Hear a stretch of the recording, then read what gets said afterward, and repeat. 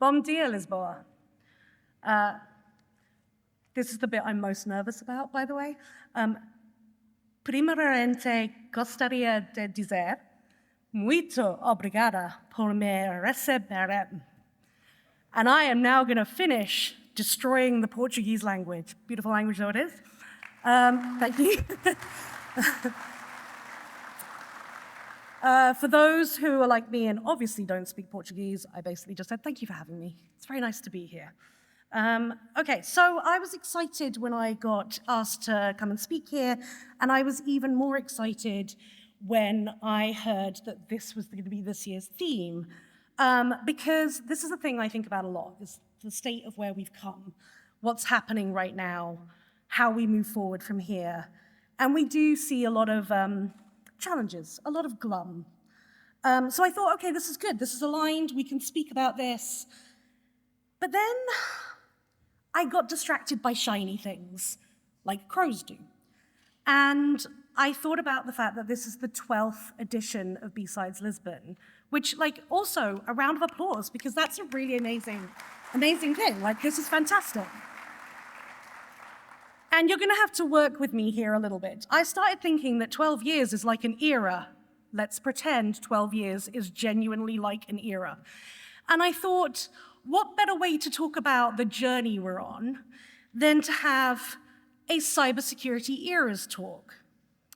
So that's what we're going to do. We're going to pretend we're Taylor, and we're going to talk about the eras that we've been through, and we're not going to focus too much on the idea that 12 years isn't really an era. It's fine.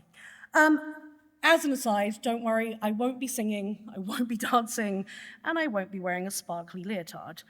A quick disclaimer, I am not Swift on security, unless you hate the talk, in which case I'm absolutely Swift on security. You should send all feedback to Swift on security. But otherwise, no, not Swift on security. So let's talk about where we've come. To me, the story of human evolution is really the story of our ability to innovate, to adopt technology, and the way that that technology then shapes our culture and helps us move forward. If we look through history, we think about ages in terms of our ability to better develop tools and to use those tools in different ways. If we talk about the Stone Age, the Bronze Age, the Iron Age, often specifically what we're talking about is the way that those tools have been used to aid in our defense or in our attack. And I believe the same is true about the information age, which is what I'm going to focus on talking about today. So here it is. This is the information age in all its glory. I picked all the most important things, like when Yarn Cat came out. And as we all know, hopefully there are actually some Taylor Swift fans in the room, because if not, this talk is a disaster. But as fans of Taylor Swift know, Taylor's version is always better. So here's Taylor's version of our timeline with her eras and a little bit more of a cybersecurity flavor. It's a bit of an eye chart. We're not going to go through it on this because we're going to start with our eras. So the first of our eras that we're going to talk about is fearless. I like to call this the age of cyber exploration. So in the beginning, there was the Cold War. And we had a situation where the democratic allies of the West were very worried about what would happen if we had a catastrophic event, for example, nuclear war. They were worried about the ability or inability to rely on circuit switch telecommunications as a way of being able to keep in touch, and they were worried that we would all end up completely disjointed, disconnected, isolated, unable to communicate. So in the early 60s, a guy called Paul Barron at the Rand Corporation started researching systems that could sustain operational, could sustain operation during a partial destruction. In '66, a guy called Bob Taylor, who was working at the Advanced Research Projects Agency, ARPA, as we call it, for the US government, started a project to look at how resources could be shared between remote computers. And he then recruited a bunch of people to work on this project: Larry Roberts, Donald Davies, Paul Barron, the guy who'd been talking about it earlier. And the design for ARPANET was created. And this, as we know, is effectively the roots, the foundation of the internet. So, of course, once ARPANET was created, security was not far behind. And I do think that that's the role that security plays often, is that we see innovation and technology drive forward, and often it does so to answer risk, to answer opportunity, to answer threat. But in doing so, it potentially creates new threat or new opportunity or new risk, and we sit at that intersection, trying to help people manage that. It's a really important role. It's a very evergreen role, in my view. So in the 70s, another Bob Thomas, he created a program called Creeper. And basically it moved across ARPANET and it left a sort of breadcrumb trail. It's not really fair to call it the first piece of malware because it wasn't maliciously intended. It was a thought experiment. But in response, a guy called Ray Tomlinson, who was the inventor of email, in 1972, he created Reaper. And Reaper would basically follow Creeper around and eat the breadcrumbs. And that is the first example we have of an antivirus software. So of course, once we had that, commercialization follows and more antivirus. So the two first major cybersecurity companies were founded in 1982, which makes them a generation old now, right? We are the second generation in that regard. And where they led, many other antivirus companies followed. And the culture around the idea of security and of the internet and of this whole other dimension of virtualization grew. We saw this sort of explosion in cyberpunk media, and we saw communities forming online. We saw hacker collectives start to form, sharing information, sharing tools. Of course, some of them didn't like each other very much, and we saw rivalries forming. And the form that these rivalries took was to try and outdo each other with their hacks, right? Who could be the most elite?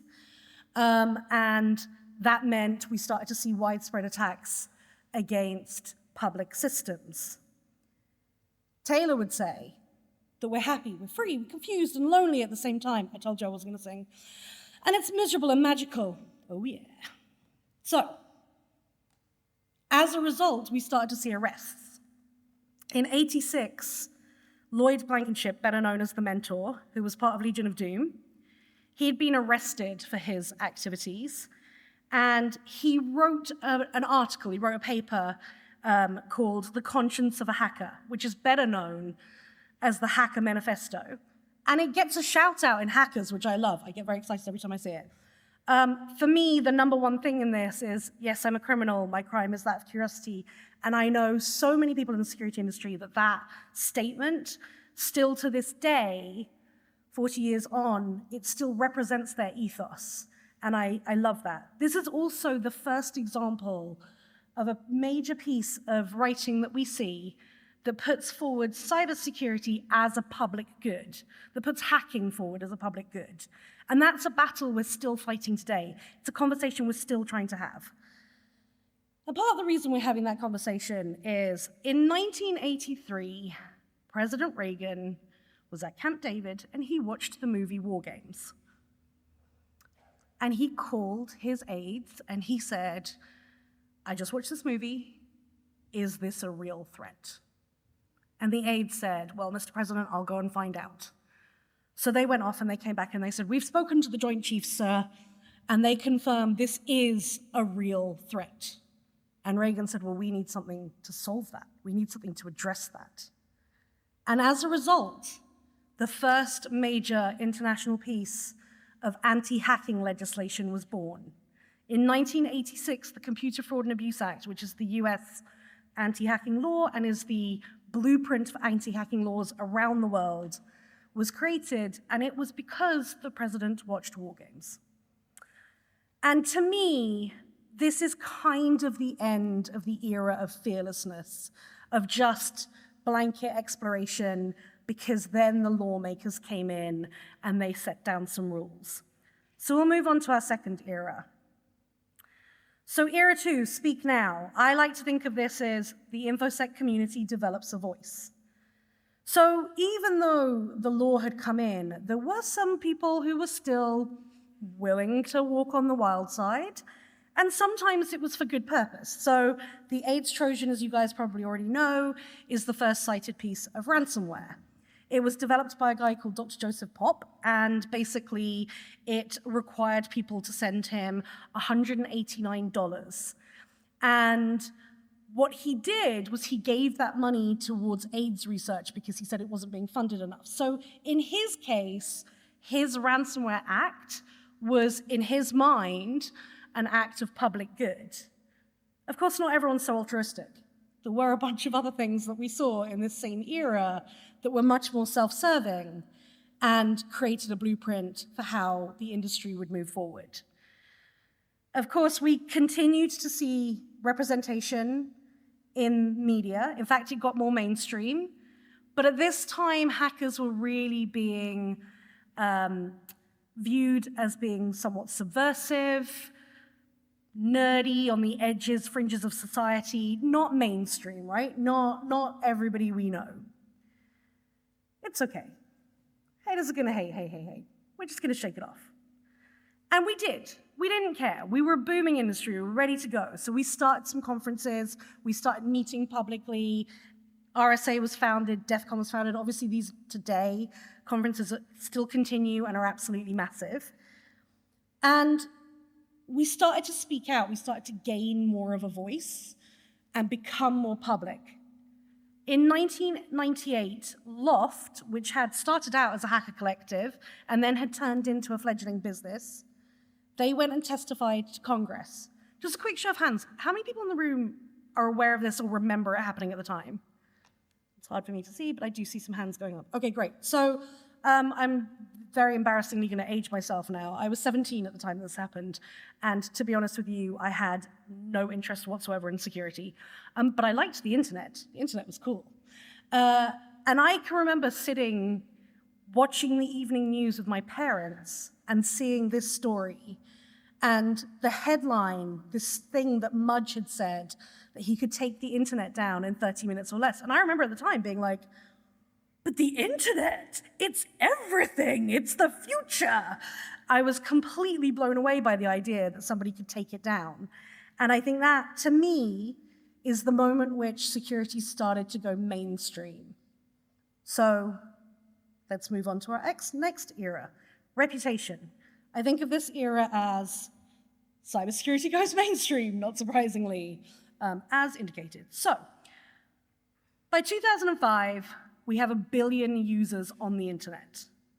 And where the users go, industry follows. So businesses are starting to adopt the internet. People are getting websites, they're getting email, they're starting to look at other ways of doing things. We're starting to see cloud computing emerging as a capability. And of course, security started to mature. It started to expand. It started to develop specialisms. It started to get more complex. People started to make a lot of money. This is the era of the IPO. And yes, if you look closely, I am in one of those photos. And so we made it rain. But we also saw massive consolidation during this period. This picture shows 200 different companies consolidating down to 11. But the great thing is in security is that we're constantly seeing startups, we're constantly seeing innovation. We see a lot of regional small companies. So it's a very vibrant, mixed environment. It isn't just these 11 companies. And I think that's a really good, healthy thing for our industry. By the end of this era, the value of the cybersecurity industry was estimated at about $150 billion. By now, it's estimated to be closer to the 200 million, and the projections forward are pretty impressive. Of course, media representation of us had got sexier. And you know what's sexy? Hacktivism. That was on the rise. We heard a lot about hacktivism. You know what else is sexy? Lamborghinis. So we heard a lot about organized crime groups and their big medallions and their fast cars and the fact that they operate as businesses. We heard about the fact that They had developed marketplaces, complex marketplaces, just as complex as our own marketplace is, with just as many specialisms. And of course, the reason that they're able to do this, the reason they're able to thrive, is because of the safe havens that they often operate in, the unofficial relationships they have with certain governments that give them free passes to operate against nation states they may see as being adversarial in some way. But the nation states didn't stop there. This is the age when we started to hear and we started to track APTs. And we saw a huge amount of activity from them. In fact, we saw two of the biggest compromises of all time. Catastrophic compromises. The WannaCry closed 80 hospitals across the UK. I think that's all our hospitals. We're only a small country. It's not really. And obviously NotPetya is the most expensive cyber attack of all time still, although JLR is trying to give it a run for its money at the moment. And so this was a really interesting time, right? And of course, as we saw attacks against hospitals, we started to understand that the way that we've traditionally thought about risk and security around data protection, around the CIA triad, may not be all the risk that we can think about. We now, today, know that people have lost their lives because of cyber attacks against hospitals. But at this time, we were just starting to register that there's software that runs cars, that the software in your car controls the brakes and the steering, that there's software that controls planes. We started to think about this much more and think about the concept of harm. And I remember very clearly, I was working with the US's Food and Drug Administration. To me, they are the regulator that is furthest ahead in cybersecurity, and I'm a big fan of theirs. They were working at the time on pre- and post-market guidance for connected medical devices, right? And the medical device industry did not want to know about security at this time at all. They used the process of going through approvals with the FDA as an excuse, right, for why they couldn't patch things. And the FDA were not having any of it. They were like, nope, that's not the case. We're going to change all of this. So they got a group of experts together, and somehow I ended up in the room at the kids' table with the crayons, and they started talking about what the guidance should look like and how it should be run. Very quickly, it became clear that there was a disconnect in the room, because when the security people talked about harm, we traditionally were talking about loss of data. And we'd gone into the room thinking, yeah, healthcare data is valuable, it's important, you know. When they talk about harm, they're talking about loss of life. It's a huge delta to have in your conversation, a huge disconnect to have, and a really great reminder to me that when you are talking to people, you do need to make sure that you're on the same page on what you're talking about, what the dimensions are. But in any case, so at this time, we started to see people focusing more on other areas where there was an intersection between virtual and physical. And just a quick show of hands, who was here 2 or 3 years ago when Josh Corman presented? So Josh likes to say, where bits and bytes meet flesh and blood. Of course, this is also the time when we started to see a lot of stunt hacking as a way of highlighting some of these issues, and also as a way of getting, you know, big headlines and main stage talks at DEF CON. This is the era of named vulnerabilities, which you may hate, but everybody remembers Heartbleed. And because of all of these things happening, this is the era when policymakers started to really pay attention. And I have to be honest, like, this is a photo of, I hope anyway, of Portugal's assembly. I have no idea how engaged the Portuguese policymakers are. You guys will tell me. I hope that they're engaged, and I hope it goes in the right direction. After seeing the intro video, I'm less confident. But if you guys have information on that, I'd love to hear about it during the rest of the day. Come talk to me. I'm very interested. So policymakers started to get more engaged. We saw a lot in the US, a lot across the EU. The UK is very engaged. And as a result, we started to see a lot more of the community responding and getting involved. There is still so much room for more people to have a voice. And it is so important for policymakers to hear from those who work on the front lines of these issues. So if you are interested in this, do think about getting involved. It really matters.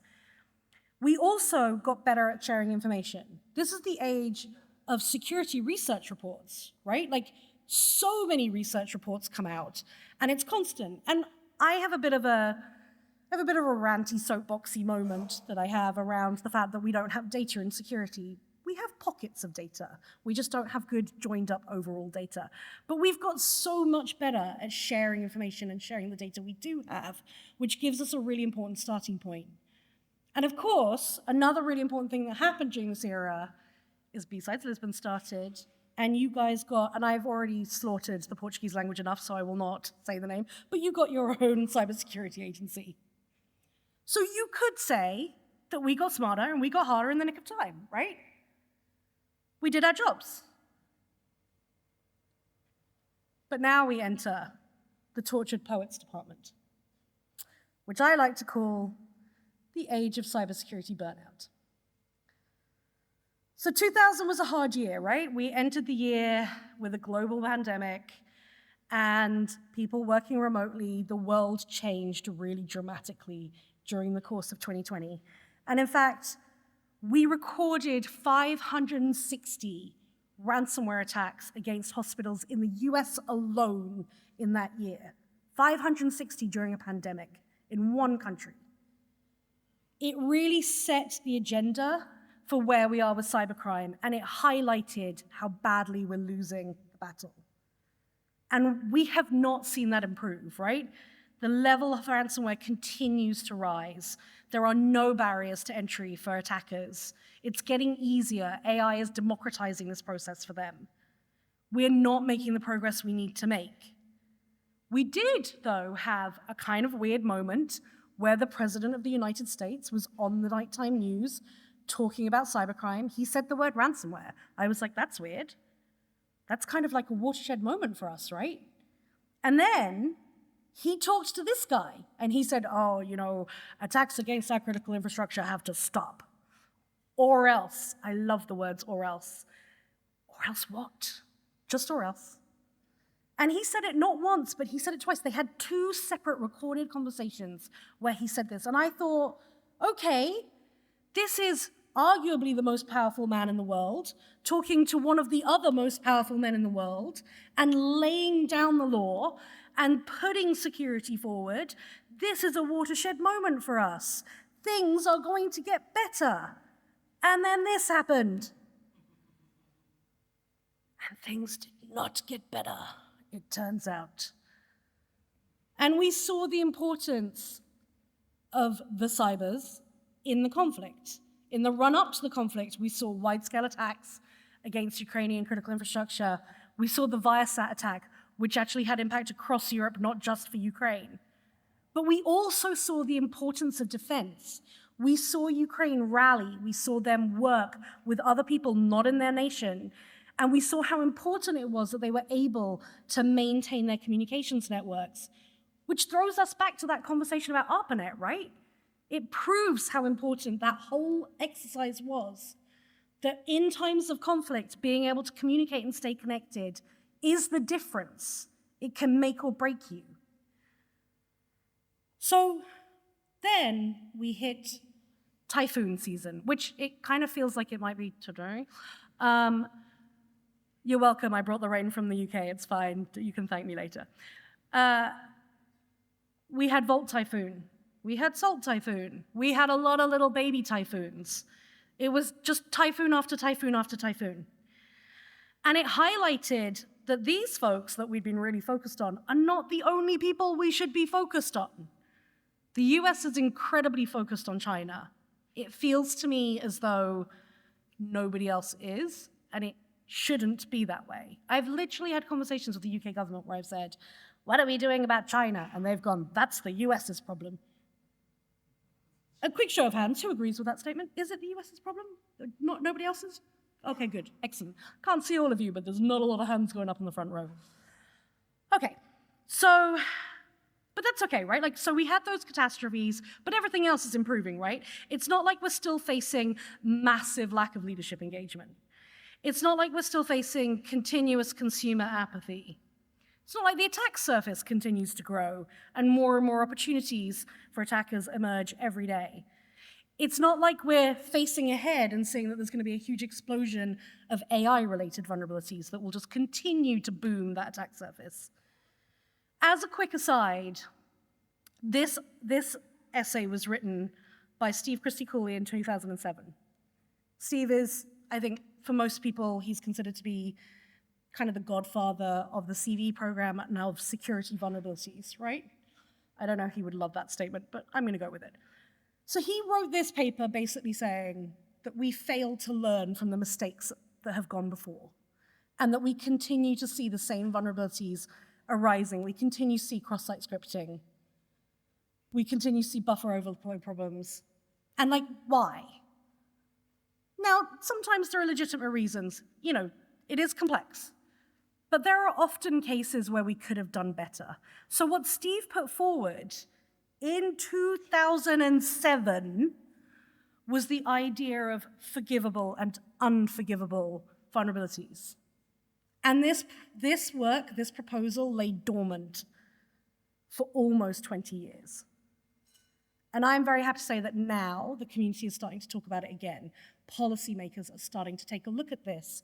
They're starting to think about, given the conversations we've had around liability for software, should we view all vulnerabilities as unforgivable?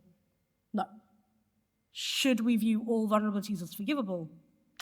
Maybe not. So there is a good conversation happening about this, and you guys should get involved and encourage your government to take a look at this. Of course, there is another challenge. So this is about the law of triviality, for those who are not familiar, is a thought experiment developed by a guy called C. Northcote Parkinson in 1957. He basically came up with this idea of a group of people tasked with developing a power plant. I believe it was a nuclear power plant. And rather than focusing on the really hard problems of how to do it efficiently, how to do it cleanly, how to do it safely, instead they spend all of their time figuring out what the bike shed should look like. And this is the law of triviality. It's the idea that when faced with hard problems, we spend all of our time solving the easy problems. And as security professionals, we see the law of triviality at work every day. And what scares me is that as we look at the development of AI, which obviously has a lot of benefits to offer, that we continue to see the law of triviality at play. We continue to see people focusing on the little pretty shiny things and not the really hard problems, which we'll talk about a bit more. And of course, there is this issue. We rarely agree with each other. I bet you there are a bunch of you sitting here listening to this disagreeing with everything I'm saying. That's all right.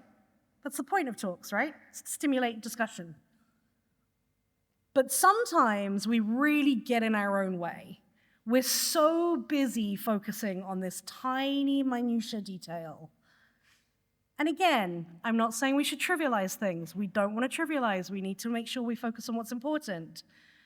But sometimes we lose the big picture because we're so focused on this like little widget detail. We forget that our audience is not just ourselves, right? If this is being recorded, there's every chance that there will be people who watch this who might be policymakers.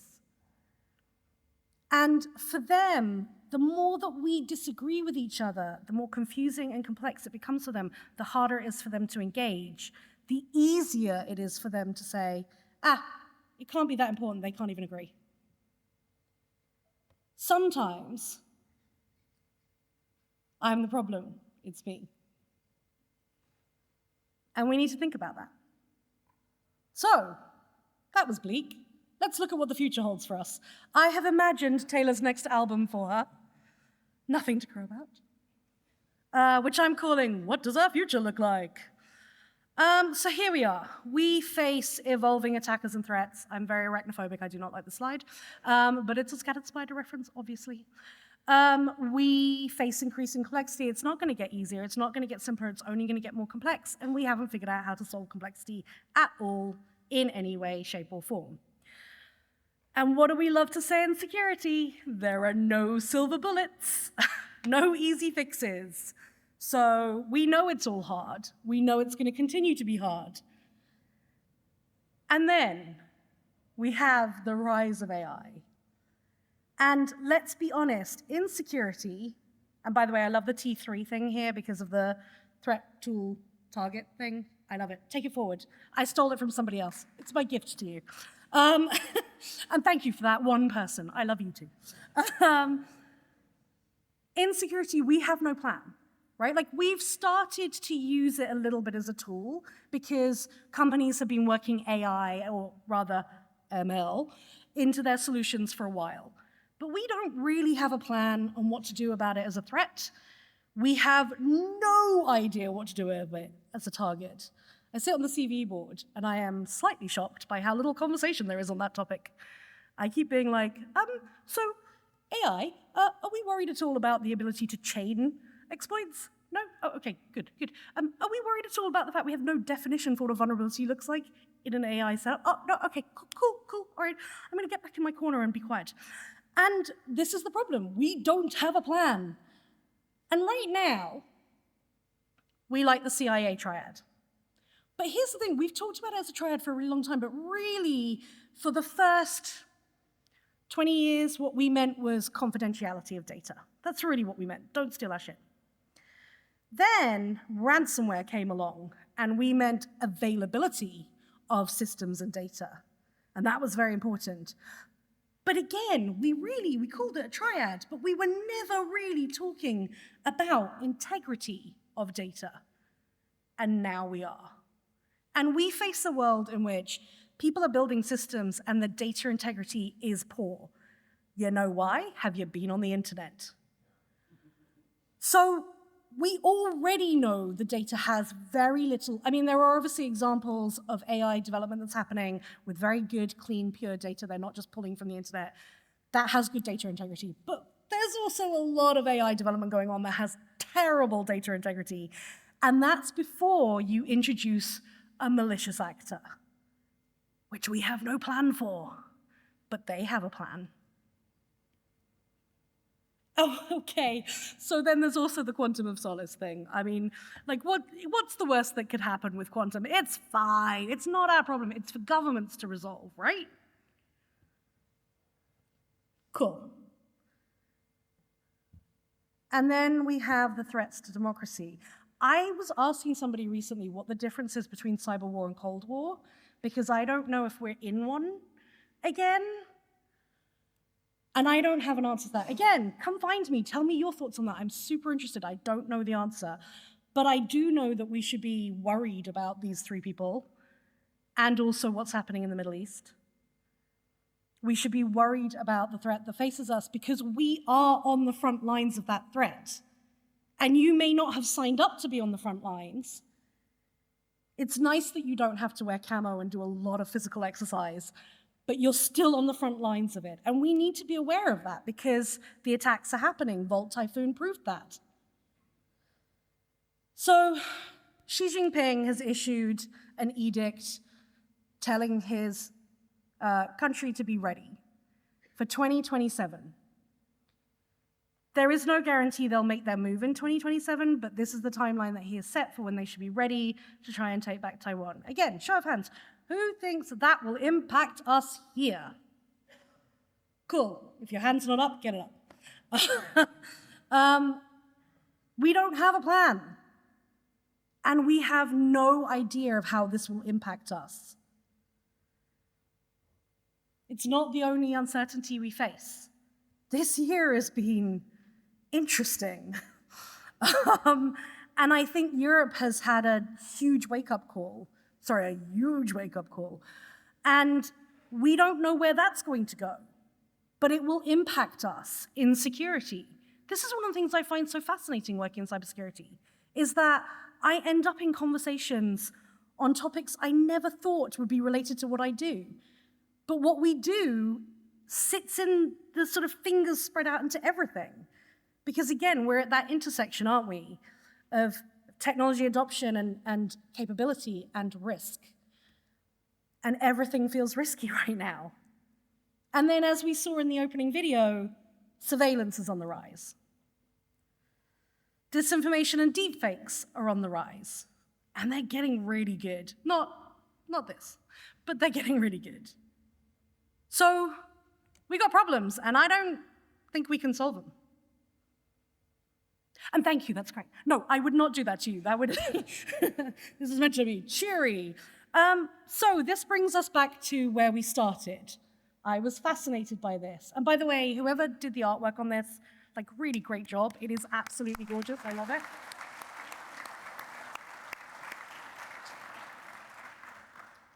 So we talked a little bit about surveillance and about the other themes around government interference and some of the threats we face.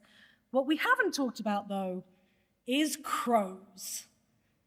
I love crows. I was really excited to find out that Lisbon's mascot is a crow. And I think crows are really intelligent, they're really curious, they're great birds. So I asked the internet, what do we know about crows? And the internet said to me, they frequently symbolize intelligence, wisdom, transformation, while also representing death, ill omens, and trickery across different traditions. And I thought to myself, you know what that sounds like? Security professionals. I mean, okay, maybe not the death part. I'm not suggesting that all of you guys should go out and basically become vigilantes and try to avenge the world, avenge the security pro. I'm not suggesting that. But the story of St. Vincent paints crows as protectors, as guardians. And doesn't that resonate for security professionals? Isn't that what we're trying to do to protect? To be that person on the gate, the virtual gate? So I started thinking about this, crows and security pros. It's going to be like one of my autobiography titles, Crows and Security Pros.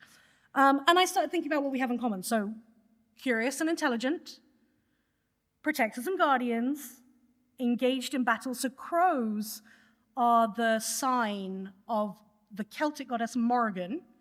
She is the goddess of battle. I was like, cool, that makes perfect sense, because we are locked in that whole defense-offense thing. Associated with predictions of doom, yeah, okay, that's us, I agree. We can be a little bit like that. I just spent 30 minutes talking about doom. And also attracted to shiny objects. I have a shiny MacBook, I'm very happy. So, given that we have these qualities, and they're pretty badass qualities, I think, maybe there's a little bit more hope, but maybe we could reframe our album as everything to crow about. Because there are some good things happening, right? There are good developments. Security has not stood still.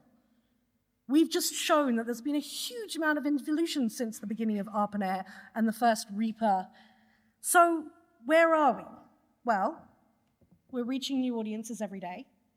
The level of engagement with the concept of security has never been as high as it is now, and it will continue to grow. There are no organizations really that you talk to these days that aren't aware. They might not understand, there's still work to be done, but they're aware today. And it's a foundation that we can build on really well. There is a ton of policy engagement, and look, I get it, there will be people in this room who will absolutely roll their eyes at that and say, is that a good thing? And you're right. If policy engagement is not done well, it is a harm, not a favor. That's why it's really important that we participate in the conversations, that we educate, that we bring people along, we help them shape the right policy. But some of the policy, I think, will have very positive impacts. One of the things that we've seen is a major shift towards much greater vendor accountability. And I worked with software vendors for a long time. I understand it's a burden, but it's kind of an appropriate burden, right? I mean, how many other industries where would you be like, I sold you a thing and it's broken.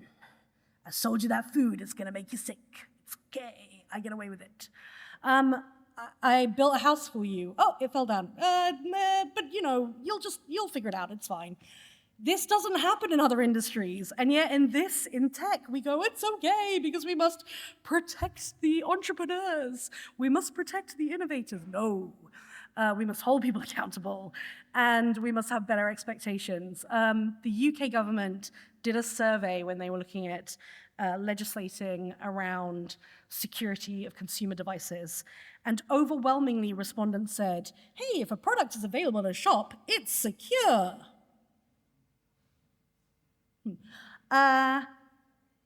It's a reasonable thing for them to expect that. It's actually not a reasonable thing for a vendor to decide to deprioritize and to say, we accept it as an acceptable level of risk. Does the user accept that level of risk? Apparently they do. So I think this is a positive thing, but again, it needs to be done in the right way, which is why I sound like a broken record. Engagement is really important. I'm not going to tell you this is just good, right? So this is the Pall Mall process. Quick show of hands, how many people in the room have heard of the Pall Mall process? Oh, nobody. Perfect. Right. The Pall Mall process is a collaboration between governments. It was started by the UK and French government, but it's now got many other governments participating. And the whole goal is to address the proliferation and abuse of what they call commercial cyber intrusion capabilities. Spyware. Digital forensics, my old friend Metasploit. They want to make sure that stuff's not being used in nasty ways against your average Joe. And look, I will say, I participate in this, because again, you can probably spot me on the side. I participate in it. I have questions. I don't know whether it will be successful. I suspect what will happen is we'll end up with a split marketplace. But that actually is a step forward. And I think this is important because as security professionals, we can be quite purist. Policy works on incremental improvement. Policymakers are never looking for revolution. They're looking for evolution. Security pros often want to get to the end result. And I get it, like you do, you want that end result. But sometimes jumping there breaks a bunch of stuff, and policymakers have to be wary of that. So one of the things that we need to get better at as we engage policymakers is thinking about how to accept those incremental steps. But you can hold people accountable to it being a pathway. So when the UK brought in the regulation for consumer products, I was like, when are we doing the next bit? Because that's just consumer products. But consumer products is a step. And the regulation, the things they regulated are pretty basic, to be completely honest. It's stuff like you have to have a way of receiving vulnerability disclosures. You can't have universal default passwords. You have to tell people how long you'll support the life cycle. That's all good stuff, but it's very entry level for security. And so it's okay to go back to them and be like, have you considered updating the legislation to add a few other things? You have to make a case for it. But it's okay to have those conversations and to hold policymakers' feet to the fire. They need that. But you have to accept that it's going to be baby steps to get there. So for Pall Mall, for me, do I think it's going to solve the problem? Do I think it's going to stop governments using surveillance on their citizens? I sure don't. But what I think it will do is I think it will help us to identify who are the people in the market that want to do the right thing and who are the people in the market that don't. And that enables us to clear a lot of space to say, okay, those guys are engaged, they're doing the right thing. Now let's focus on the real problem areas and we'll look at other things to do there. There's a bunch of other stuff that's happening out of this community, out of the security community worldwide. We're seeing, as I said earlier on, a lot more intelligence sharing. There's all sorts of organizations all around the world to do this. I'm sure that you guys have a bunch in Portugal. There's insistence volunteering. This is people giving up their time to basically be a helpline. There's education and engagement going on. I've seen it here. It's great to see this kind of stuff happening and to see people getting really engaged in these particular areas and thinking about how they can add their expertise and capability. There's public-private partnerships. I use the example of No More Ransom because I happen to love it, but there are so many examples of public-private partnerships happening now, particularly in the law enforcement arena, but not limited to that. And it is making a difference. It is making it more expensive for attackers. It's making it a little bit harder for attackers. It's making it a little bit easier for SMBs to engage, which is really important because most of them sit below the security poverty line, which if you're not familiar with it, go check out Wendy Nather's research on it. It's really great. The security community policy engagement is increasing all the time, and obviously I'm a broken record on this topic, and I'm here to give you a great sales pitch on it. But get involved. You know, next year, why not invite somebody from the Portuguese government to come and talk, or somebody from the EU to come and talk about what's happening with the CRA? It would be really awesome. You've probably done this in the past. In fact, there are probably people in this room who work for the Portuguese government, and shut up, because you're already way ahead of me. There is so much nonprofit advocacy happening. And these people are carrying your water, your message forward to governments, but you can get involved with them. You know, look at the ones, I'm sorry, I'm not an expert on the ones that are in Portugal, as you can tell, because these are not the ones that are particularly active here. But EXO is active in Europe and talks to the EU a lot, and you can totally get engaged with them if you're not. So look for ways to do that, because it's a really good way of amplifying your point of view without taking all of your time. There are all sorts of corporate pledges. Please note that the US's SPD is not up here, because nobody followed through. But there are corporate pledges that are driven often by the private sector, potentially with some sort of government support, and the companies that drive them do normally adhere to them. It still means that we have this big disconnect between companies that do that stuff and other kind of 1% that are good, and everybody else who's struggling. But it's a start, it's a foundation, and it shows will. And these companies, the companies that do these things, they can afford to support messages that push security forward, that help more people learn about it, that help people engage. Companies like Microsoft and Google, which run huge programs to provide either free or heavily subsidized tools and provide a lot of advocacy. So, quick question for you. How many people in this room participate in something that they do on a voluntary basis that is one of the many categories I just talked about? Okay, so I can't see everybody, but I think if you do, you should get a round of applause, frankly.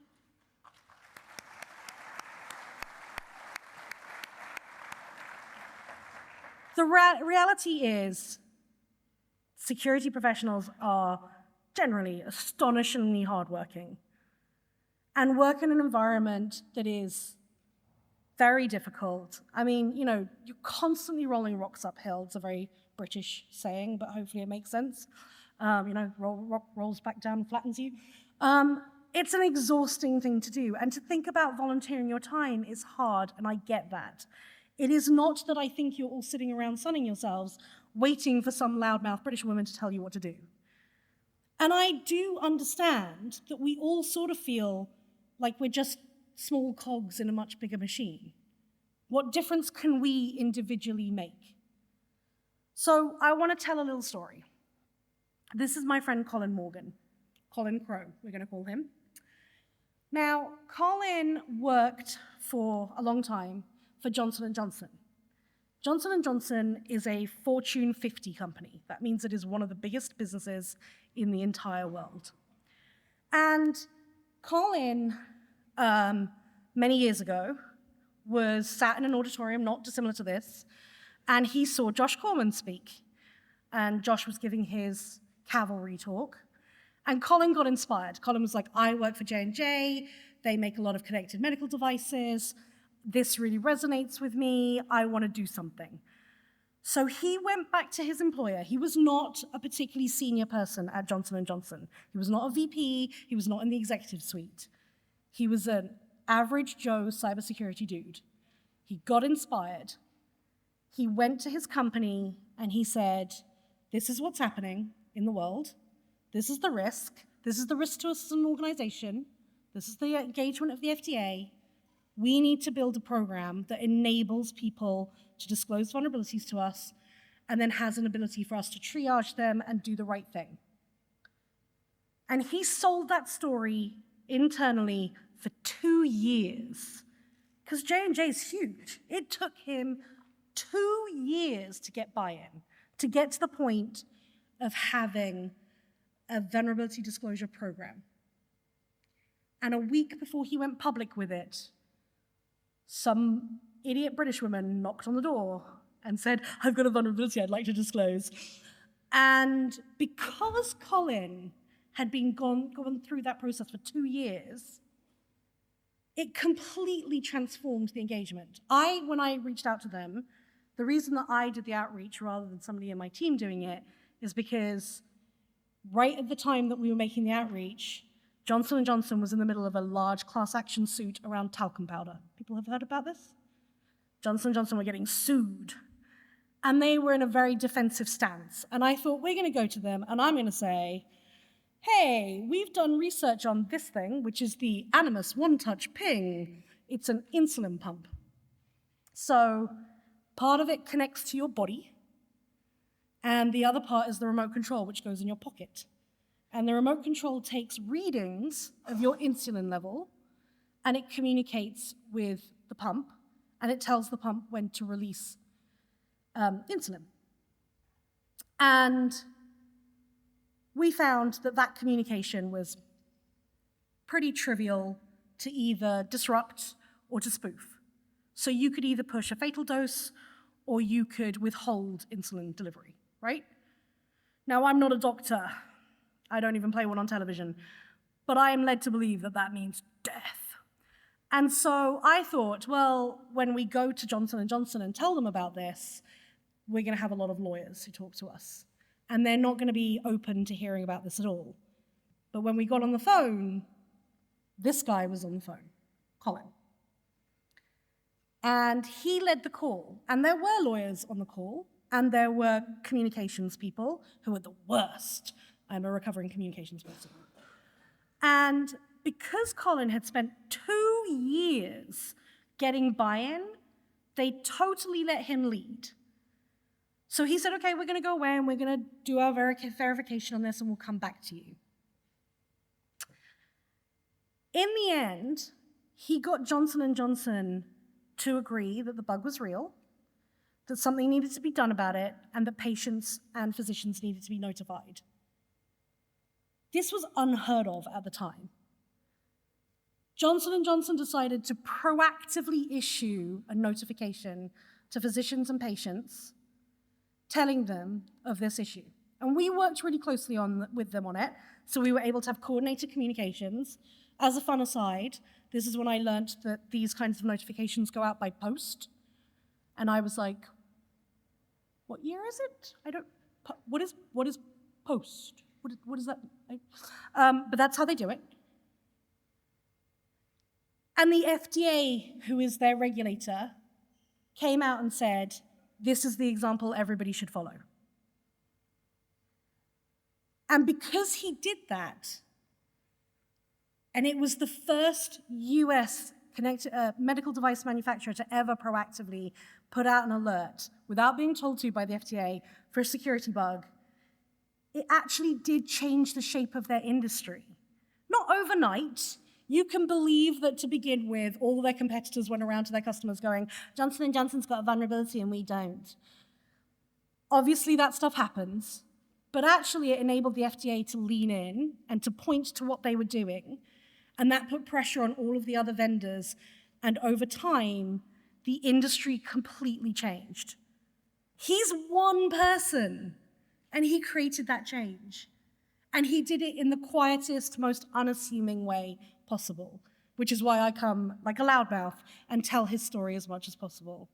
Because Colin is amazing, and he's an unsung hero. The security industry is full of unsung heroes. I'm sure that all of you are unsung heroes in your own ways. One person can have huge impact. I'm going to tell you another quick story. So I joined Rapid7 in 2011. I don't work for them anymore, but I worked for them for 10 years, almost 12 years. And one of the things that I did is I helped build the research department. And I partnered with HD Moore, and we built a research function. And a year in, we found out that HD was being investigated for hacking offenses under the US anti-hacking laws for a security research project called Critical.io, where he was scanning the internet. The investigation went on for 3 months, and at the end of that 3 months, it was dropped. But not surprisingly, HD did not enjoy that experience very much, and he decided he would probably rather not do research for a bit. And I got really, really mad about it. Not at HD, I totally understood HD's point of view, but I got so mad that there we were, every box that you could tick to say this is a verified research project, like we had a Whois lookup explaining what we were, we had a web page, we had done 3 or 4 disclosures already, you could opt out, like anything you could do to say this is legitimate, good faith research, we had really done. And yet he went through this process, and in the process of that, I found out that researchers all over the place were getting threatened by companies. And I was really indignant about it, and an indignant gen is not necessarily the best gen. So I went and I fell down this huge rabbit hole of learning about the law. I've stood up here and I've talked to you about policy a lot today. I didn't have a background in policy until this point. I got mad and I decided that something needed to be done. And it's a long story that I'm not going to share because it's a long story and we are behind on time. But basically, I ended up meeting with the US Department of Justice, the Computer Crimes and Intellectual Property section. And I expected them to fob me off, and they didn't. They were amazing, and they said, we understand and we agree. And this was under the Obama administration, just in case people are confused. And they then decided to work with us. And in 2022, they issued charging guidance that said, good faith security research should not be prosecuted. I don't have a law degree. I'm not a policy person. I'm not even American. I had no thought that I would be able to create any impact or change when I started down this route. When I started, Aaron's Law, which was an attempt to reform the Computer Fraud and Abuse Act, had just failed. People were looking at the CFAA as if it was toxic, as if it was radioactive. Everybody told me I was not going to get anything done. And first, we got the DMCA exemption in. The Digital Millennium Copyright Act has an exemption encoded that says that security researchers will not be prosecuted. That was our first milestone. It wasn't me, it was a whole bunch of people that did that together. And then this happened. And again, this was not me. This was a bunch of people. It takes a village. But it started at that meeting. If that meeting hadn't happened, we wouldn't have this charging guidance. And this started a role where other governments across Europe have started to look and see if they can do something. And now we have language that's come out from the EU saying, hey, vulnerability research is really important. We should look at how our laws impact researchers. Countries are starting to talk about safe haven language now. One person can have a huge impact. I will say, by the way, it took 10 years. It wasn't quick. And if anybody at any point had said to me, what have you done, what have you achieved? I would have gone and hidden under a table, and I probably would have cried. Because it's hard to show what the progress looks like. It's hard to know where your outcome is going to be, because again, progress is incremental, it's baby steps. But one person can have a huge impact. Okay, I've lectured you enough. I'm hoping that I've inspired some of you. We're at the end of our eras tour, pretty much. This is what it looks like. This is our consolidated eras. In business strategy thinking, there is this idea of phases of industry life cycle. You have the startup, you have growth, you have maturity, and then you have renewal or decline. In order to renew, you have to continue investing, you have to continue developing. You basically have to go back to the start of the circle and start up again and continue to learn and grow. This is how I think it tracks against our eras that we've talked about today. I think that where we are right now is potentially on the precipice of renewal or decline. I think it's up to us to decide what we want. In the opening video, it said, this is our time. And I agree with that. It is our time. We have to act. We have to step in. There is so much against us, and it is costing society so much. And we stand on the front lines, whether we like it or not. I think you can also look at it this way, right? You can say, we've had our exploration, we've had our formation, we've gone through consolidation, we all feel the exhaustion. But I'm really hoping that some of you will feel inspired and you will have the aspiration to go forward. So my last question to you is, do you want to be a groupie? Or do you want to be a badass? I think Taylor would tell us that we have to make our own sunshine. But if we do, the sky can be opalite. Maybe not today, though. Thank you.